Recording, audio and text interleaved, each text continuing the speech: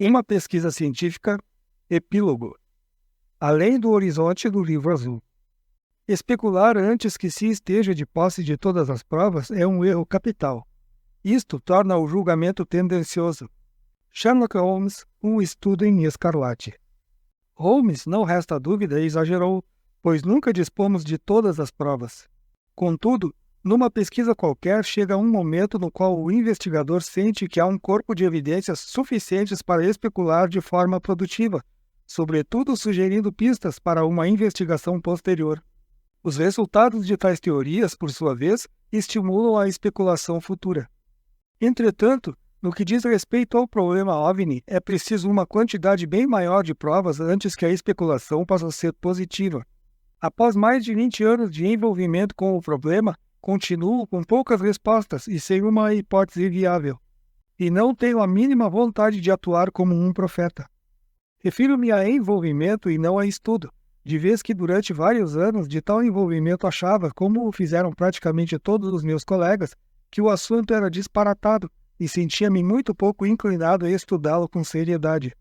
Posteriormente, à medida que foi se tornando cada vez mais claro para mim que o assunto era digno de estudo, não tinha fundos nem o mecanismo e, sem dúvida, muito pouco tempo devido à premência de deveres profissionais para realizar o tipo de estudo que fosse bastante amplo para ser significativo.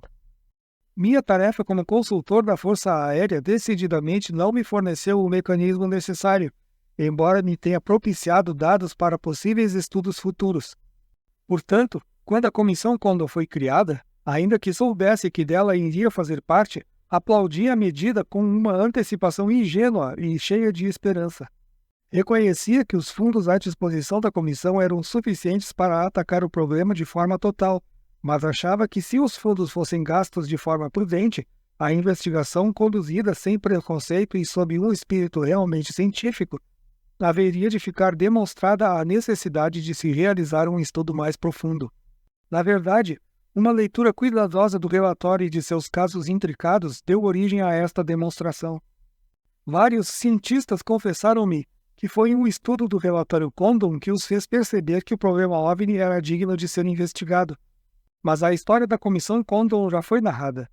Na minha opinião, o repúdio de suas conclusões sumárias está apenas à espera de um estudo tranquilo e imparcial sobre o fenômeno OVNI. Um estudo que organizará, aperfeiçoará e colocará em ordem as provas. Somente então poderemos acolher e testar as hipóteses de forma proveitosa. Contudo, seria muito tolo de minha parte se esperasse que estas explicações do fenômeno OVNI já não tivessem sido apresentadas, tanto as passíveis quanto as de teor altamente fantasiosas. Na realidade, uma boa parte da literatura entusiasta dedica-se à sua exposição ou à aceitação de uma determinada hipótese. É claro que quase sempre a hipótese extraterrestre. O investigador sério deveria resistir à tentação de uma especulação prematura, sobretudo quanto a isto, de vez que este assunto é cercado de uma série de dificuldades que não são normalmente encontradas em outras pesquisas científicas. Por exemplo, num assunto típico de pesquisa de primeira linha tão elementar quanto as partículas da física, cada nova peça de dado experimental é logo confrontado com múltiplas hipóteses elaboradas pelos teóricos.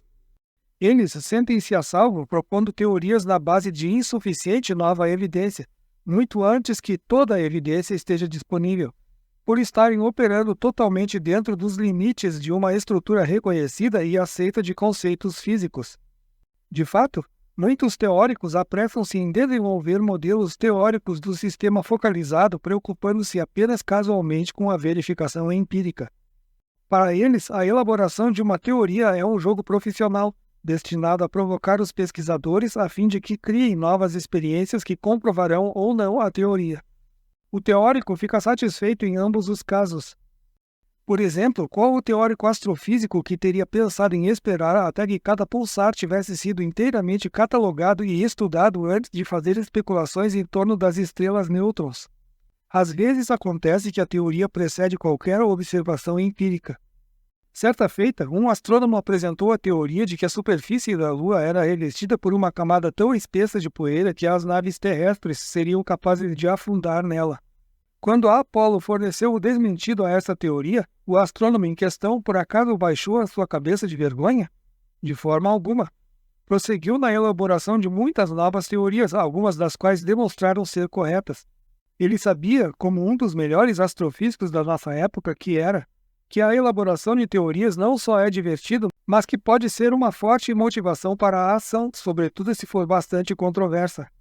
Infelizmente, existem diversos problemas relacionados com os OVNIs que desaconselham este tipo de especulação desinibida.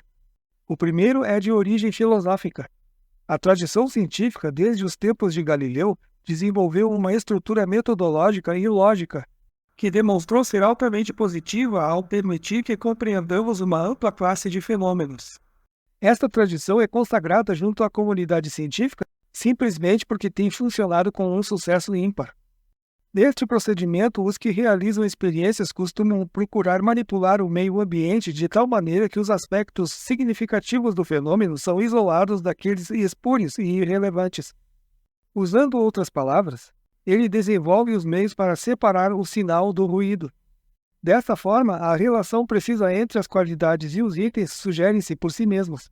No caso das ciências físicas, estas relações são, quase sempre, um modo de expressar sob forma matemática.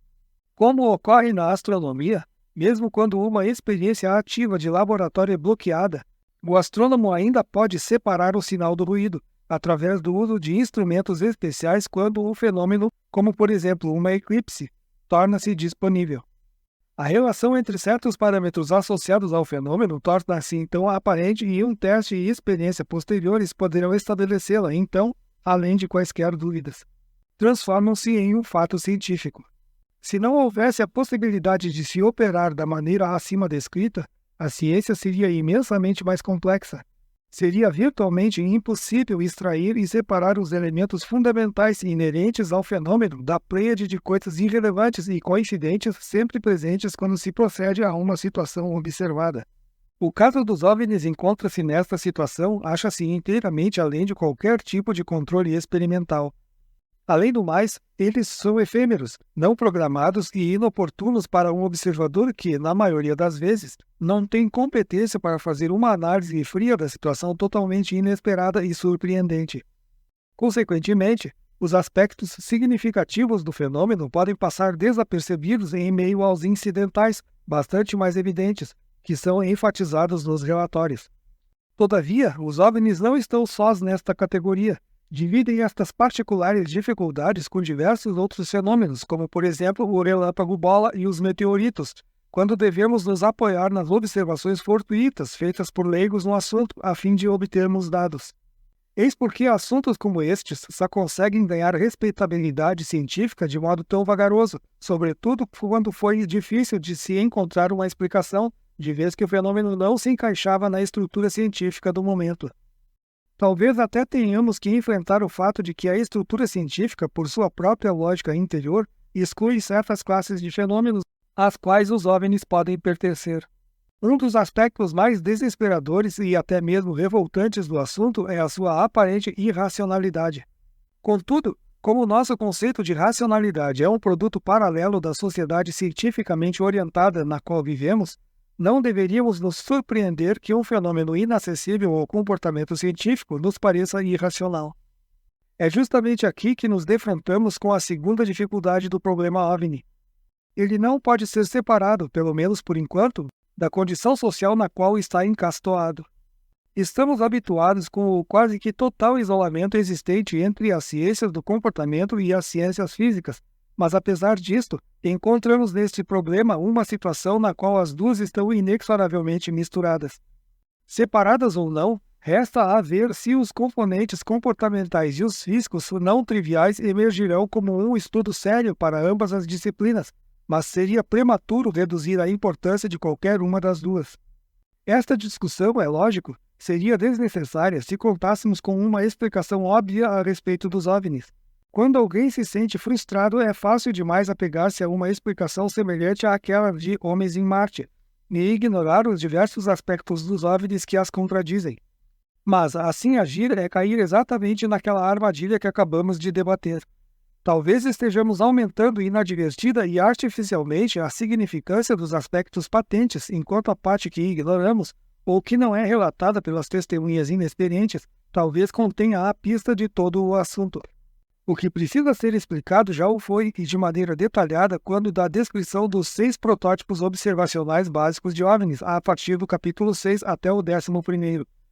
Os aspectos mais persistentes e enigmáticos parecem ser a localização do fenômeno no tempo e no espaço, suas características inteligentes, ao que tudo indica, de um tipo bastante infantil, a impressão que causa de estar operando fora das reconhecidas leis da física e sua estranha preferência por determinadas situações.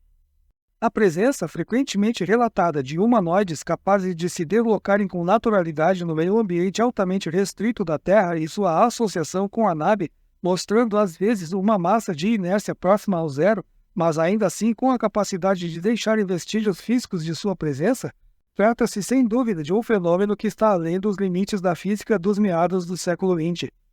Mas haverá certamente, assim esperamos, uma ciência do século XXI e outra do século 30 e talvez a elas consigam atingir o fenômeno OVNI, assim como a ciência do século XX compreendeu a aurora boreal, uma proeza incompreensível para a ciência do século XIX, que também não foi capaz de explicar como o Sol e as estrelas brilhavam. Trabalhamos sob o foco luminoso do presente, apenas ligeiramente conscientes da penumbra do passado e totalmente incapazes de iluminar a escuridão que envolve o futuro.